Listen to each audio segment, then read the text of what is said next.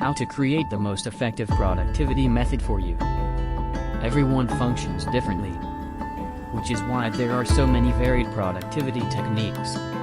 It's critical to realize how significant it is to select the option that best suits your requirements and innate characteristics.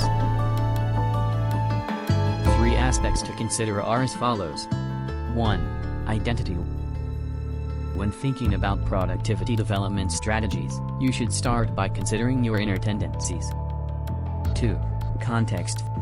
The environment in which you will be working is the next thing you should think about. 3. Perform.